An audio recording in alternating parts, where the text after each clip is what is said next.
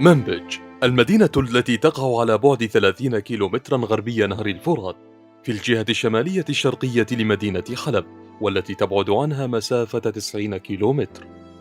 تعتبر منبج المعبر الاقتصادي الأساسي الذي يربط ضفتي الفرات بمدينة حلب، ولقبت منبج قديما بعاصمة العواصم.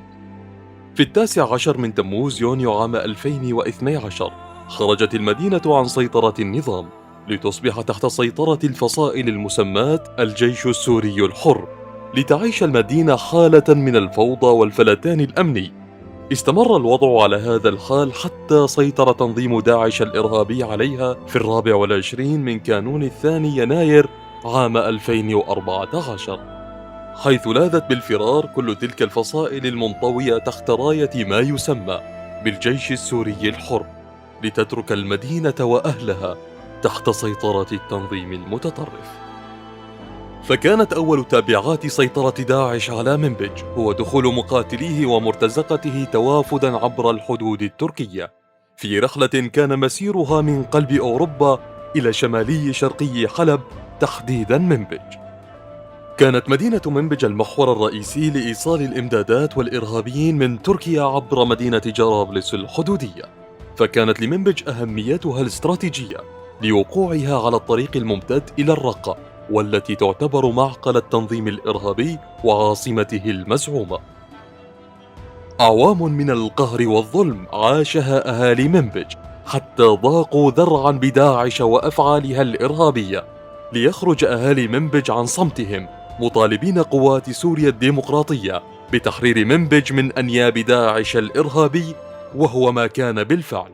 ففي الأول من نيسان إبريل عام 2016 لبت قوات سوريا الديمقراطية النداء بأن عقدت في منطقة سد تشرين عدة اجتماعات مع كتائب وثوار من مدينة منبج، تشكل على إثرها مجلس منبج العسكري، الذي كان من أولوياته تحرير المدينة وريفها من داعش، ليصبح المجلس العسكري جزءا من قوات سوريا الديمقراطية. من أجل هذا قمنا بتشكيل المجلس العسكري لمدينة منبج وريفها، المكون من الفصائل والمقاتلين من أبناء مدينة منبج وريفها. وفي الأول من حزيران عام 2016 أعلنت قوات سوريا الديمقراطية انطلاق حملة تحرير منبج، مدعومة من قبل التحالف الدولي ومساندة أبناء العشائر ضد تنظيم داعش الإرهابي، حيث انطلقت الحملة من نهر الفرات من محورين اثنين: الأول سد تشرين وسلسلة الجبال الجنوبية، والثاني من جبال قرقوزاق، تحديدا من الجسر المدمر، مما حتم على القوات استخدام الزوارق والعبارات المائية لنقل المقاتلين والسيارات والمعدات العسكرية بشكل كامل عبورا إلى الضفة الثانية لنهر الفرات، في خطة قسمت القوات إلى فرقتين. استمرت كل فرقة بسيرها باتجاه نقطة الالتقاء التي تم تحديدها مسبقا، كما أطلق على المحاور ميدانية من قبل المقاتلين محور قامشلو الذي ضم العدد الأكبر من أبناء الجزيرة، وأما المحور الثاني فقد أطلق عليه محور منبج، وهو الذي ضم كتائب شمس الشمال. لتبدأ القوات بالاتجاه نحو منبج أثناء تطبيقها لخطة الالتقاء. بدأ كل محور بتحرير القرى التي كانت في طريق سيره، وإرسال الفرق الهندسية للتأكد من خلو المنطقة من الألغام الأرضية وتأمينها لعودة الأهالي.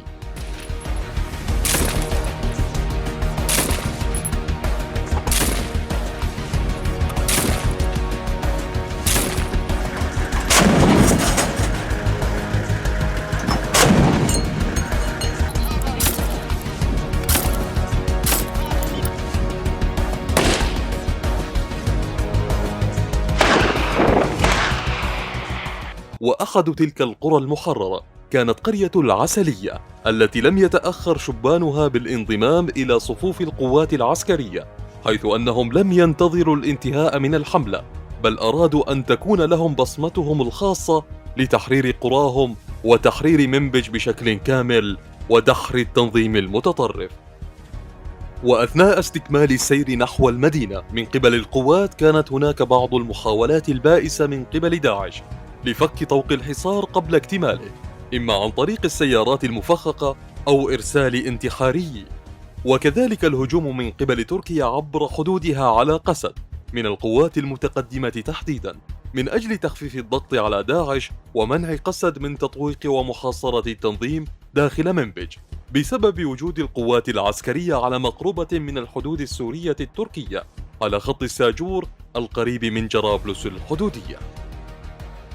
سار المحور الأول من سد تجرين على سلسلة الجبال الجنوبية، وأما المحور الثاني فقد أكمل سيره على تخوم نهر الساجور النهر الفاصل ما بين منبج وجرابلس، والتقى المحورين عند منطقة العريمة التي كانت تبعد قرابة 1 كيلومتر عن منبج. وبروح قتالية عالية خاضت قسد معاركا شرسة ضد التنظيم المتطرف في القرى المحيطة بمدينة منبج، والتي أجبرت التنظيم إلى الهروب من تلك القرى.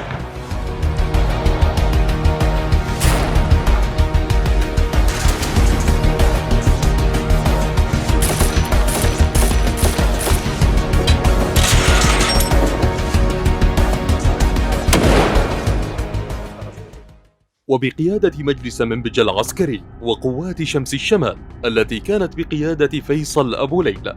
وبعد وصول المعارك إلى يومها الثالث توجه أبو ليلى لإنقاذ مجموعة من المقاتلين المحاصرين ساعيا لتحريرهم، مما أسفر عن إصابته إصابة بالغة نقل على إثرها إلى المستشفى لتلقي العلاج.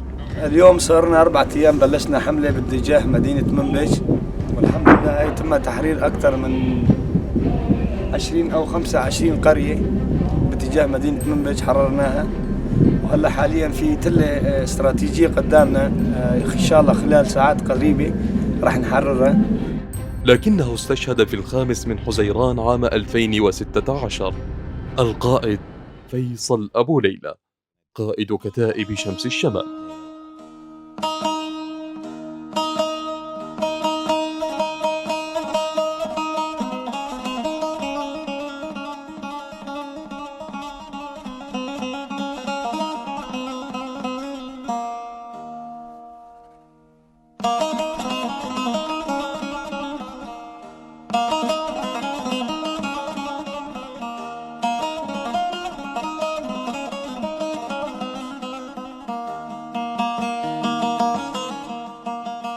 حمل استشهاده في نفوس المقاتلين الإصرار والعزيمة لمتابعة مسيرته وحلمه بالتحرير، لتسمى الحملة تكريما له حملة الشهيد فيصل أبو ليلى.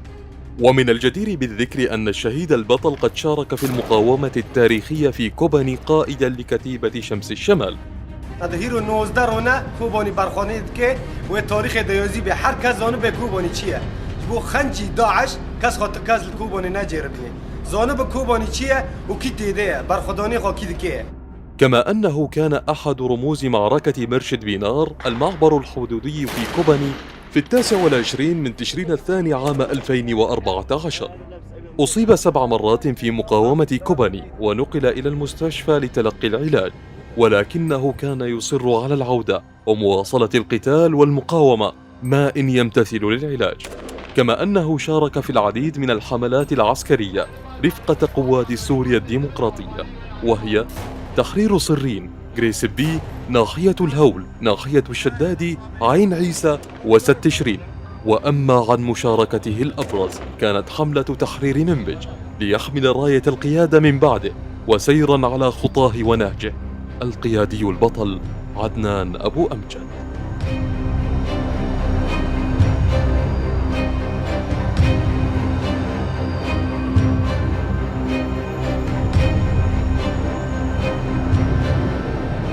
نجحت قوات سوريا الديمقراطية في عزل إرهابيي داعش داخل مدينة منبج بعد قطع طريق الإمداد من الحدود التركية إلى منبج، كما قطعت الطريق الداعم من الرقة إلى منبج، وكما تمكنت من تحقيق تقدم استراتيجي ومحاصرة منبج بشكل تام عقب أكثر من أسبوع على انطلاق الحملة.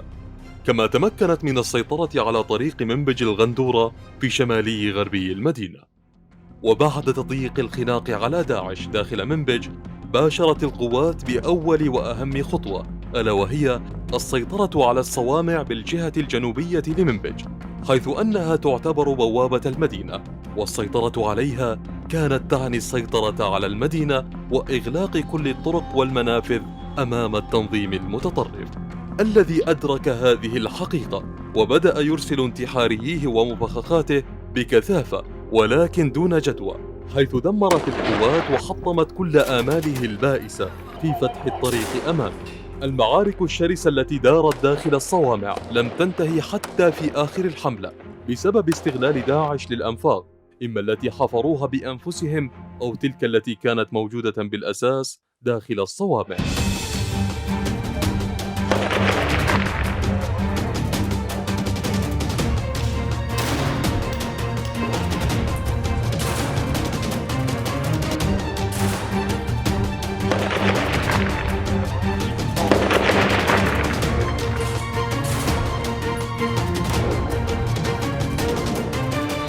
ليبدأ اقتحام المدينة برا من قبل مجلس منبج العسكري وقوات سوريا الديمقراطية.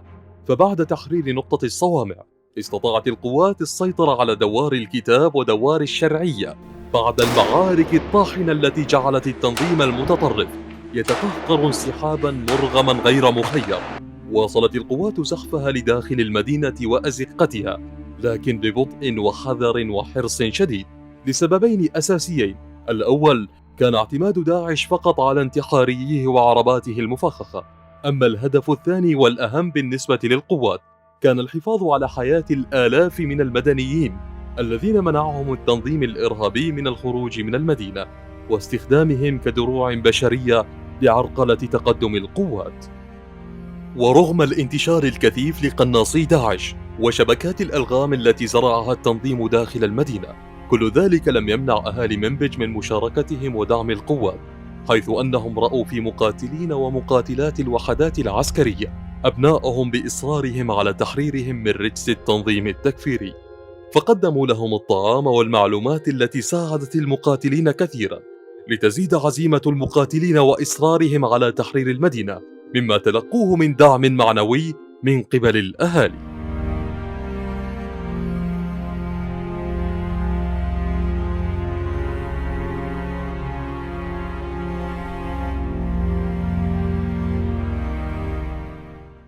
وأما عن دور المرأة في ساحات القتال، فقد سطرت وحدات حماية المرأة اليبجة أروع الملاحم البطولية في قتالهم جنبا إلى جنب مع وحدات حماية الشعب ومجلس منبج العسكري ودفاعهم عن نساء وأطفال منبج، بل عن منبج وشعبها.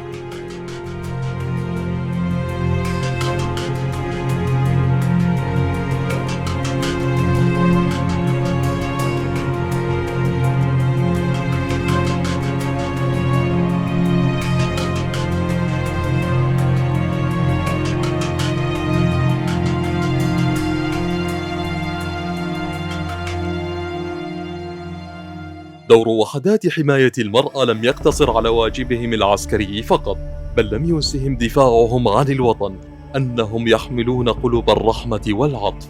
كما إن يتم تحرير منطقة من أنياب داعش حتى تصمت الكلمات كلها عاجزة عن التعبير في أعين وألسنة نساء منبج، لتقال كلمة الشكر بلغة العناق ودموع الفرح.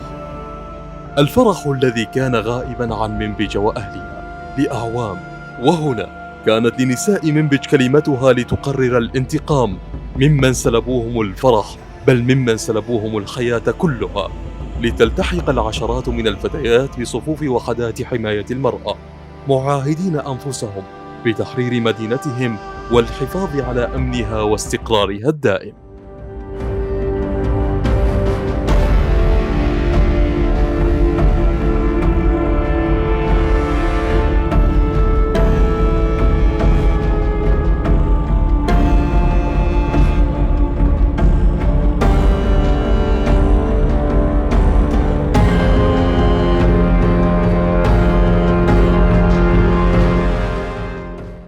بعد تقدم القوات العسكرية إلى مركز مدينة منبج، تمكنت العديد من العائلات من الهروب من مناطق سيطرة التنظيم المتطرف، كما ناشدت قصد الأهالي المحاصرين بإخلاء المنطقة أو الابتعاد عن مواقع تواجد داعش، حيث جاء ذلك بعد تحرير دوار السبع بحرات وحي البناوي جنوب مدينة منبج بعد معارك عنيفة مع التنظيم في حي الحزاونة.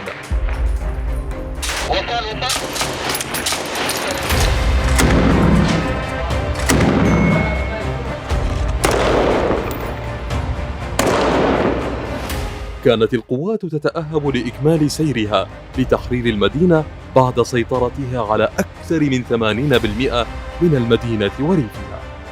وبعد شهرين من القتال الدامي وانطلاق الحملة، تمكنت القوات من الاستيلاء على أعداد كبيرة من الأسلحة الخفيفة والمتوسطة والثقيلة، والقضاء على المئات من التكفيريين، كذلك إلقاء القبض على العشرات منهم. كما قدمت قوات سوريا الديمقراطية أكثر من 500 شهيد وشهيدة من شابات وشبان منبج وأبناء الجزيرة، عربها وكردها وتركمانها وشركسها.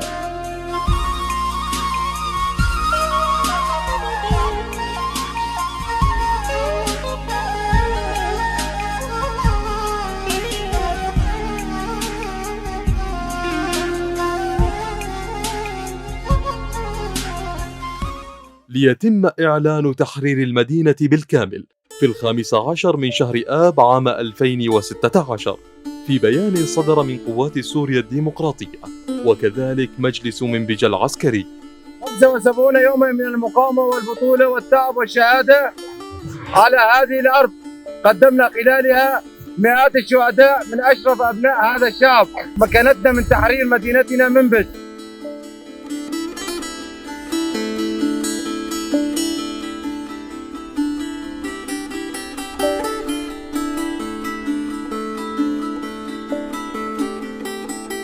طلعنا وخلصنا منهم خلصنا منهم.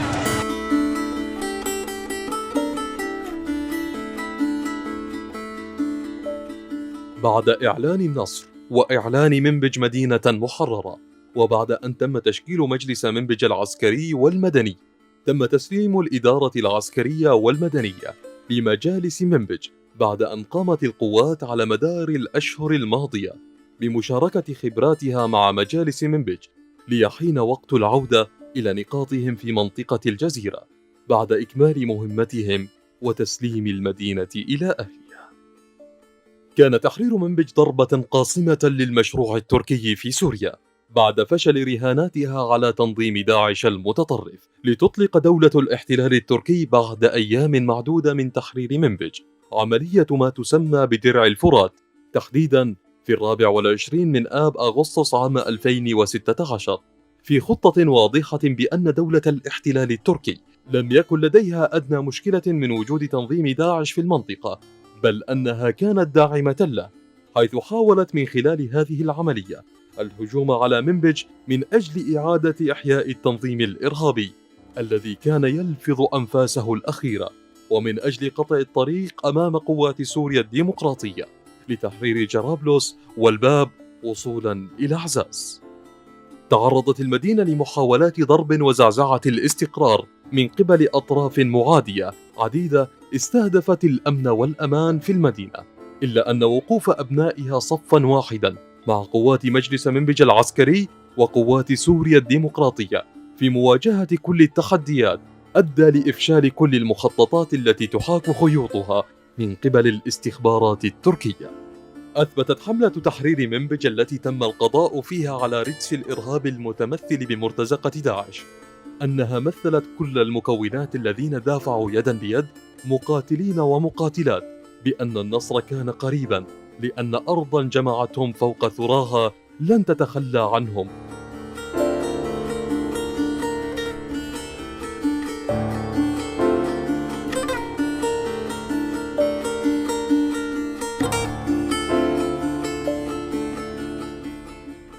يستمر جيش الاحتلال التركي في انتهاكاته العدوانية، ويضرب بالقوانين والأعراف الدولية عرض الحائط، ويقصف القرى الآهلة بالسكان وفي حصيلة أعدها المركز الإعلامي التابع لمجلس منبج العسكري. فقد بلغت عدد القذائف التي أطلقتها قواعد جيش الاحتلال التركي أكثر من 1390 قذيفة على أغلب القرى المحيطة بمنبج.